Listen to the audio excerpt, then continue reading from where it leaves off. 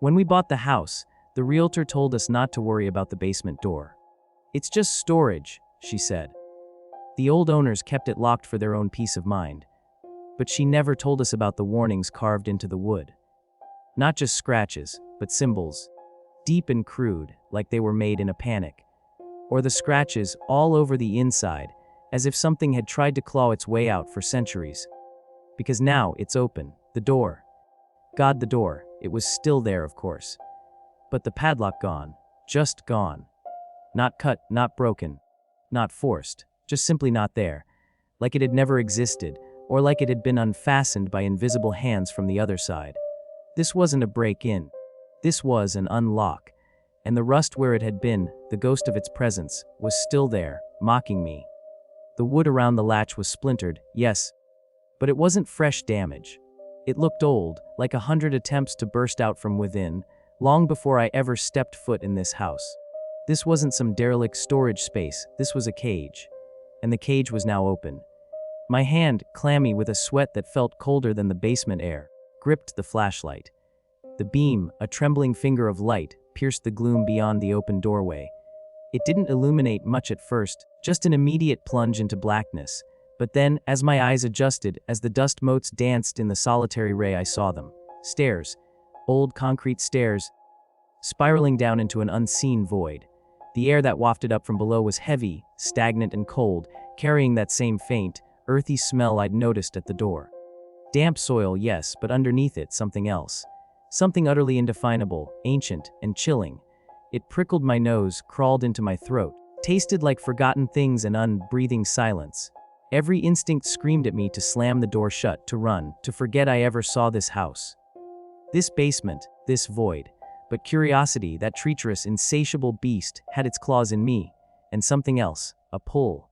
A cold, quiet certainty that I had to go down. That whatever was down there, whatever had been held captive, was now waiting. For me, for a reason I couldn't comprehend, but felt with a sickening clarity. 1 foot, then the next. The concrete was rough, uneven, cold against my flimsy basement slippers. Each step sent a tiny tremor up my leg, a tremor that reverberated through my entire skeleton, rattling my teeth. The air grew heavier, the silence more profound. It wasn't empty silence. It was a pregnant, watchful silence, filled with unspoken expectation of whatever waited at the bottom. The flashlight beam, my only guide, danced ahead of me, painting fleeting ghosts on the rough concrete walls, shadows that elongated and twisted, mimicking grotesque figures just beyond my sight. The walls themselves seemed to press in, stained with patches of damp, and here and there, the faint outlines of more symbols, faded almost to oblivion, like desperate pleas scrawled by hands long since gone. Were these the warnings the realtor dismissed? Or were they something else? Something older? The stairs felt endless, a descent into a forgotten pocket of reality. My heart hammered against my ribs, a frantic drumbeat in the oppressive quiet, but my throat was dry, constricted. Finally, the last step. My foot met a flat, cold surface. I was in a room, or what felt like a room. The flashlight cut through the absolute darkness, revealing concrete walls on all sides, stretching away from me, absorbing the light rather than reflecting it. No windows, no other doors, just solid, unforgiving concrete. This wasn't a basement storage area, it was a cell, a tomb. And in the very center of this chilling expanse, directly opposite where I stood, bathed in the trembling cone of my flashlight beam, was it? A chair. An old, simple wooden chair. It was facing the corner, its back to me, an inanimate sentinel in the heart of this desolate space. It wasn't ornate, wasn't grand, just a plain 4-legged wooden chair, but it wasn't empty. No, the silhouette was unmistakable, even from this distance, a figure, slumped, still. Facing the corner, it sat there, utterly motionless, like a forgotten occupant of the darkest forgotten hour. The wood of the chair looked ancient, worn smooth, not from casual use, but as if countless others had sat in it over a very, very long time. Or as if one thing had been sitting there for an impossibly long time, wearing down the wood with its sheer, unmoving presence. My breath hitched, my mind raced, trying to rationalize, to find a logical explanation. A mannequin, a morbid prank. But the air, the weight of the silence, the cold dread curdling in my stomach. This wasn't a joke. This was real. And the figure wasn't just in the chair. It was the chair, or part of it, an extension of its enduring, unnatural presence. The beam of my flashlight, which had been so steady despite my trembling hand, suddenly wavered violently, dancing away from the chair. Then snapping back, as if fighting an unseen pull. My hand was shaking uncontrollably now, a violent tremor that felt alien, not my own. I felt a pressure in my head, like something was pushing against my skull, trying to force its way in, and then I heard it. Not with my ears, not exactly. It was inside my head, a whisper, cold as the grave, yet perfectly clear. As if spoken directly into the core of my being. It wasn't a human voice. It was something else, ancient, patient, and terribly, terribly grateful. Let me out, thank you. The thank you was stretched, almost a sigh tinged with a predatory satisfaction. The flashlight beam went out. Just out. Not a dying battery, just gone. Plunged into absolute, suffocating darkness. The cold deepened, wrapping around me like a shroud. And in that terrifying, impenetrable blackness, I felt something else. A shift in the air, a presence, no longer confined to the chair, no longer facing the corner. It was in the room with me, and it was no longer still. My mind screamed a wordless, desperate shriek. I couldn't see anything.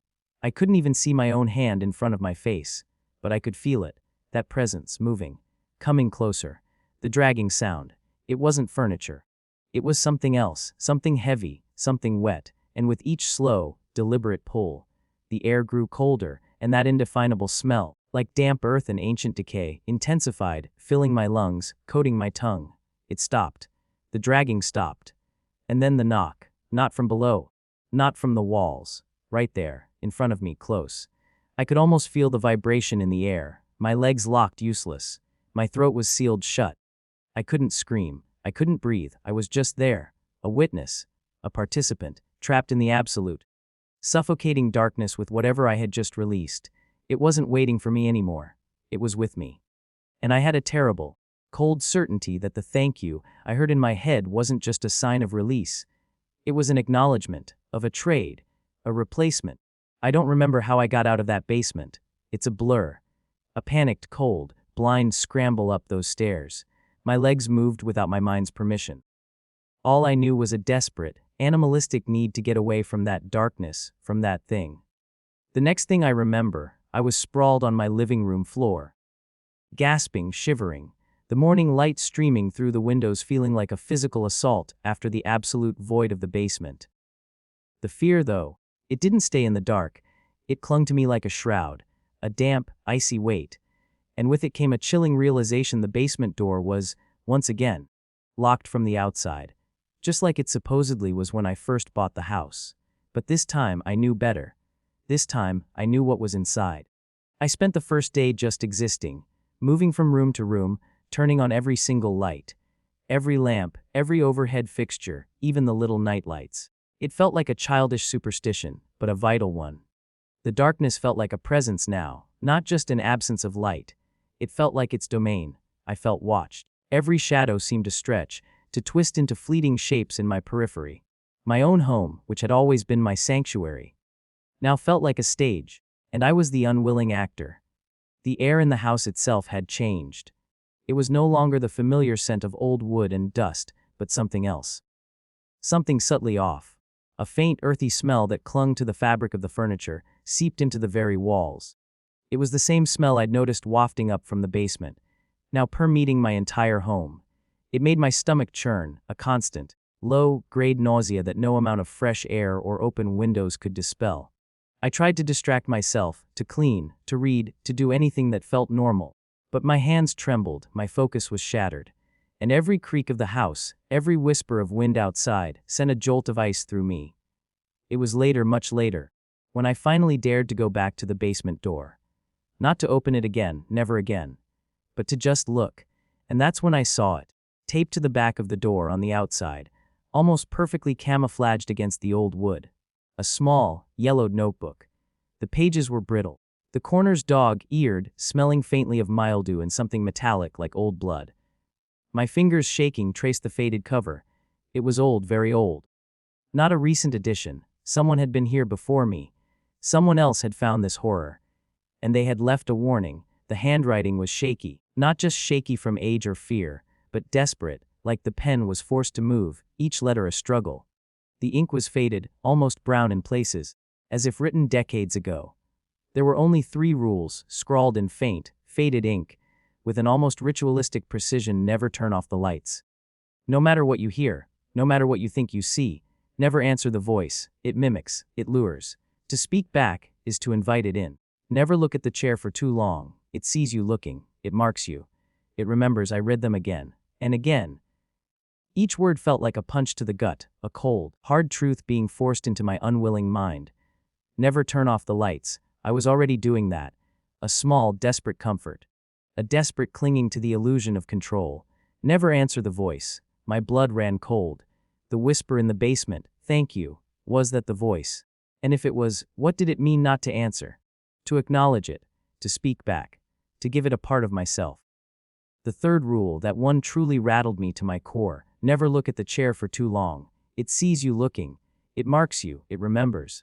It wasn't just a physical object. It was an observer, a predator. And if it saw me looking, what then?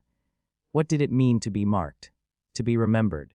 The implications were far more terrifying than anything I could imagine. It wasn't just a monster. It was something with awareness, with intent, with memory. I broke all 3. Not intentionally, not at first. The lights, that was exhaustion. I fell asleep on the couch, the house blazing with light, and I woke up in darkness. The main breaker had tripped, or it had been tripped. A cold, heavy darkness, thick and suffocating, instantly filled the house. Every shadow deepened, becoming inkier, more menacing. It felt like the air itself had solidified around me, pressing in, and that's when the voice started. It wasn't in my head this time. Not entirely. It started calling my name, not from the basement, from inside the walls. A low murmur at first, a whisper like dry leaves rustling in a forgotten attic. Then it grew clearer. It started as a mimicry of my own mother's voice, soft and comforting, calling me for dinner. Then my friends, familiar and reassuring, asking if I was okay. Each time, I almost answered. My throat tightened, my lips parted. But something, some primal, instinctual fear, held me back. I remembered the rule: never answer the voice. And then it changed. The voices twisted, distorted, losing their human quality, becoming something ragged and guttural, yet still undeniably calling my name. It just changed, like it was trying on different masks, seeing which one fit best, or which one would lure me closest to the thin barrier it inhabited. Each shift in mimicry felt like a grotesque parody of familiarity, designed to chip away at my sanity, to make me doubt my own ears, my own memories. That's when it got worse. The sounds, the dragging. A slow, wet, deliberate dragging noise, like something heavy and organic being pulled across rough concrete, starting and stopping intermittently, seemingly from different rooms of the house. It wasn't consistent. It was elusive. I'd hear it from the kitchen, then moments later from the attic, then directly above my head in the bedroom. It was playing with me, toying, and the knocking. Soft taps at first, then sharp raps, always just out of sight, always moving. Sometimes it felt like it was coming from behind the very drywall. And the giggling, that innocent, horrifying giggle. It sounded so pure, so sweet, like a child's unrestrained joy, but it was tainted, full. It would echo from empty rooms, or from just beyond a closed door. And then, without warning, it would be right there, right in my ear. I could almost feel its breath, cold and stale, on my skin. A phantom whisper of laughter that made my stomach clench with primal dread. I knew then that the voices weren't just sound, they were a lure, a trap, and I was barely resisting the urge to respond, to acknowledge the impossible thing that now shared my home. And the chair, the third rule, that was the easiest to break, or perhaps the hardest to avoid. My eyes, my mind, kept drifting back to that image, the empty, central space in the basement, the way it sat there. In my waking hours, I saw glimpses of it, not in the basement, but in the corner of my vision, at the end of hallways, in the dark periphery of rooms. A dark shape, just the outline of a simple wooden chair, always facing away from me. Always waiting, always in the shadows, always just out of focus. It was a constant, nagging presence in my mind, a physical manifestation of the dread that now consumed me. I tried to fight it. I tried to focus on other things, to look away, to keep my gaze firmly on the brightly lit areas of my home. But the compulsion was overwhelming. My eyes, my thoughts kept drifting, inexorably drawn to those shadowed corners where it seemed to reside. And one night I couldn't resist. I stared. Just for a moment, I let my gaze linger on that fleeting shadow at the end of the hall. I allowed the image to solidify in my mind. And it felt like it looked back. Not with eyes I could see, but with a palpable shift in the air, a cold pressure that seemed to pierce through me. A recognition. That's when I knew. The rules weren't just warnings. They were instructions. A guide for how to keep it out, and I had let it in. And now, it was no longer just in the house. It was everywhere. It was in my head. It was in my darkest fears. And it was here to play. The nights became a blurred agony. Sleep offered no escape. It merely opened the door to a new, more intimate kind of terror. The house was no longer just a shared space. It was a hunting ground, and I was the prey. The air was heavy with that cloying, earthy smell, now mixed with something else, something sweet and sickly, like decay trying to be pleasant. The lights, my last defense, seemed to dim on their own, flickering just enough to cast grotesque, dancing shadows that stretched and retracted like grasping fingers. Every instinct screamed at me to run, to scream, to break something, anything. But a paralyzing dread held me captive in my own skin, a silent, screaming prisoner in my own home. My attempts at normal life had withered. Food tasted like ash. Sleep was a battlefield, and the outside world felt impossibly distant, a fading dream I could no longer reach. I would stare out the window, watching neighbors go about their mundane routines, watering plants, walking dogs, getting into their cars, and feel an immense, crushing loneliness. They moved through their days, oblivious to the monstrous secret I now held, oblivious to the silent, growing presence that stalked my every waking and sleeping moment. I was trapped, a silent, isolated figure in a brightly lit cage, waiting. Waiting for what? I wasn't entirely sure, but the dread was a constant companion, a cold knot in my stomach that tightened with every passing hour. Last night, it was the worst, or perhaps the clearest. The giggling had been constant for hours, a tormenting lullaby from the hallway, from behind the walls, sometimes seeming to come from directly beneath my bed. It was no longer sweet, it was mocking, taunting, a twisted parody of innocent joy. I had huddled in bed, blankets pulled tight to my chin, eyes wide open, fixed on the closed door, trying to breathe, trying not to listen, trying not to see anything in the shifting shadows. My entire body was rigid with tension, muscles screaming, but I dared not move, dared not make a sound. Every fiber of my being was focused on not acknowledging the presence that seemed to swell and recede around me like an invisible tide. But it didn't need the darkness anymore, it just was. Its presence was a cold, tangible weight in the room, pressing down on my chest, stealing my breath. I didn't see it enter. There was no sound of a door opening, no footsteps. I just became aware of it, sitting at the foot of my bed. Just watching. The faint, distorted music box melody seemed to emanate directly from it, a horrifying lullaby of dread that resonated deep within my bones. My heart seized in my chest, a cold, hard knot. It wasn't human. Not even close. Its silhouette was vaguely humanoid, but twisted, elongated, like a body stretched beyond its natural limits, then twisted back into a mockery of form. Limbs seemed too long, joints angled unnaturally, and its face, God, its face was wrong. Too wide. Too many teeth. A gaping, stretched maw that seemed to occupy most of its head. An impossible number of glistening, pointed teeth packed into it, each one a needle, sharp shard. They seemed to shift and reform, an ever-changing landscape of ivory death. And its eyes, they weren't looking at me, but through me, like it was already wearing my skin, seeing the world through my own terrified vision. They were dark, ancient, and utterly devoid of anything recognizable as emotion, yet they held a chilling intelligence, a predatory hunger that pierced directly into my soul. There was no malice, no anger, just a cold, methodical appraisal, like a butcher examining a cut of meat. It didn't move, it didn't speak, not with a voice I could hear anyway. It just watched. And then, slowly, its head tilted, just a fraction, as if studying me, assessing, weighing. And I felt a coldness spread through my chest, not just from fear, but from something deeper, something invading, insidious. It felt like it was absorbing me, taking stock of every memory, every fear, every fiber of my being, like a tailor measuring for a suit. A suit of skin. I could feel my own personality, my own essence being cataloged, understood, perhaps even copied. A terrible certainty began to bloom in my mind. It wasn't just observing me, it was learning me, preparing. I don't know when I passed out, or if I truly did. Perhaps it was a mercy, a brief, dreamless oblivion granted by a mind pushed beyond its limits. Or perhaps it was something else entirely, a deliberate act on its part, a moment of transition I was not meant to witness. I woke up this morning, disoriented, my body aching, every muscle screaming in protest. The faint, sickeningly sweet smell stronger than ever, like a cloying perfume of decay. The house was quiet, too quiet. The oppressive silence was back, but now it felt different. It felt complete, like a vacuum. The lights were on, every single one, blazing with a terrible, unforgiving brilliance, illuminating every corner, every shadow, yet offering no comfort. And then I saw it. The basement door, locked again. From the outside, the old padlock, rusted but somehow pristine, was back in place, as if it had never been removed.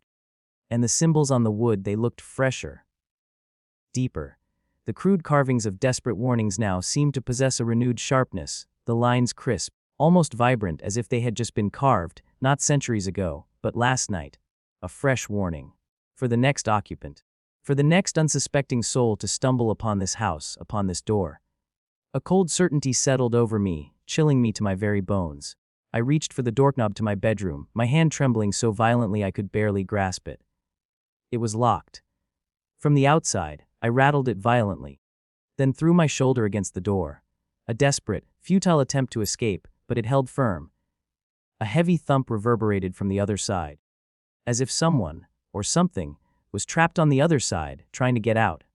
But I knew better. I knew it wasn't trying to get out. It was already out. It was just testing the boundaries.